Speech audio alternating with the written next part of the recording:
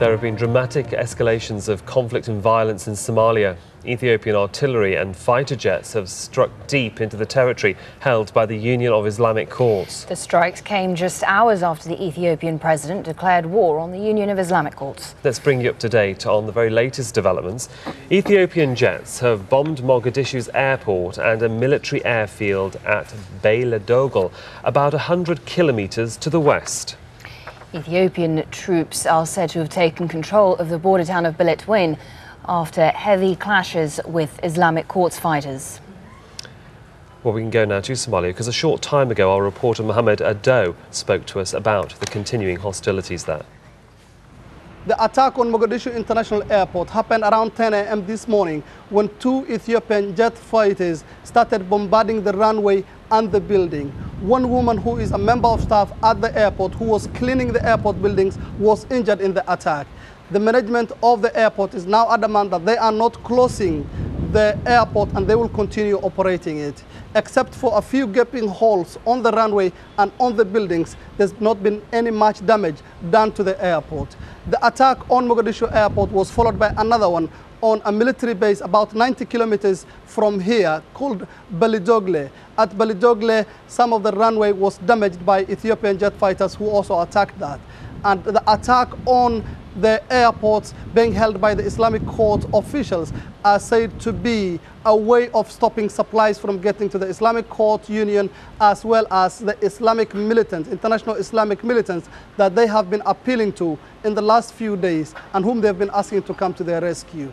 Now, as the fighting continues on 4 different fronts, Ethiopian government forces who are backing the Somali government troops have been gaining new ground. The town of Beledweyne fell to them overnight, and this is just hours after Ethiopian troops bombarded the defenses of the Islamic Court forces.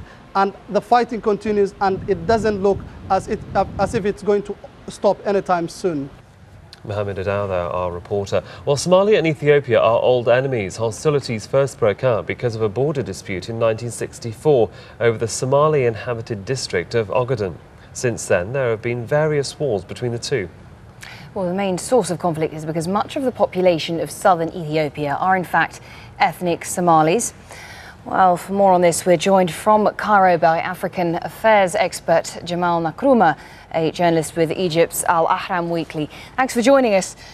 So does the intervention, certainly Ethiopian intervention in Somalia, do you think have more to do with the Muslims living inside Ethiopia than the Islamists of Somalia? No, it's got to do mainly with the regional politics of the Horn of Africa.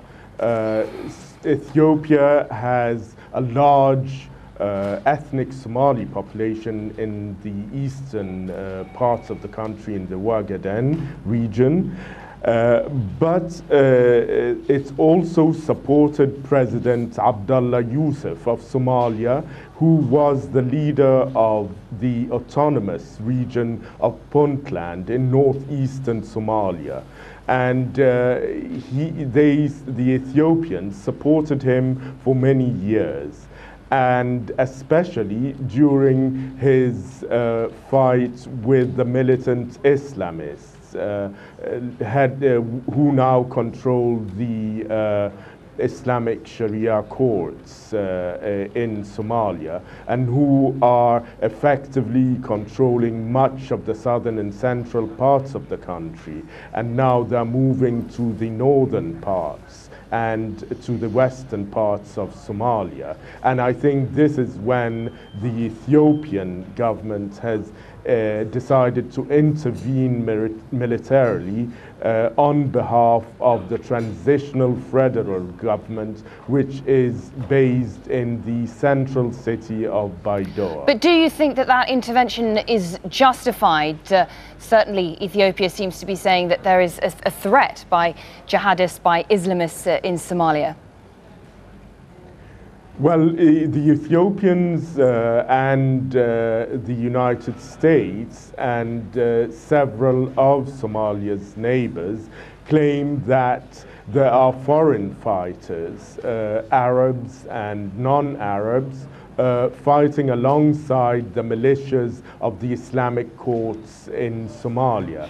They say that they have close connections with Al-Qaeda and other militant Islamist groups in the region. The Islamic court's leaders deny this vehemently, and they say that Ethiopia is using this as a pretext to invade Somalia. So do you see this conflict in that sort of religious context and along the lines of those divisions between the Christian-led Ethiopian government and mainly Muslim Somalia? Well, it's not so much Christian versus Muslim, it's more secularist Ethiopia and the secularist transitional federal government of President Abdullah Yusuf and his Prime Minister Gedi and the militant Islamist Islamic Sharia courts who now control much of the country and whom it appears have considerable popular support. Right, well, Jamal Nkrumah, journalist of Egypt's Al-Ahram Weekly, thank you for joining us. Still to come here on Al Jazeera. The godfather of soul dies at the age of 73.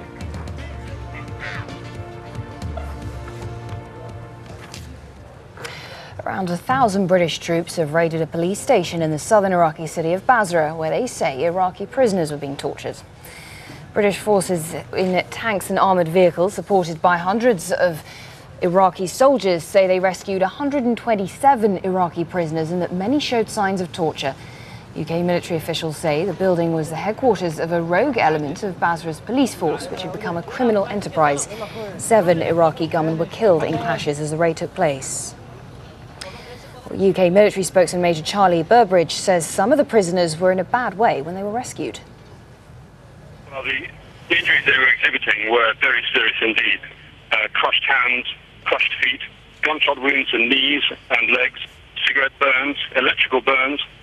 Many of the prisoners couldn't walk, so the injuries they were exhibiting were clear signs of torture. We received intelligence last night which indicated that these prisoners were likely to be executed.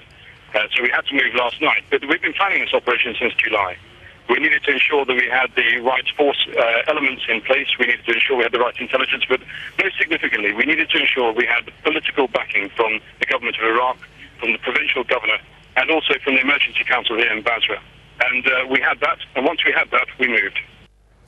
Meanwhile, a suicide bomber has attacked a police checkpoint at the entrance to a university in the city of Ramadi, west of Baghdad, killing 3. And in the southern Iraqi town of Rumaitha, clashes between Iraqi police and fighters loyal to Shia leader Muqtada al-Sadr have left 6 people dead. Several days of similar clashes in the nearby city of Samawa have killed at least 8 people since Friday and led to a curfew being imposed on the town.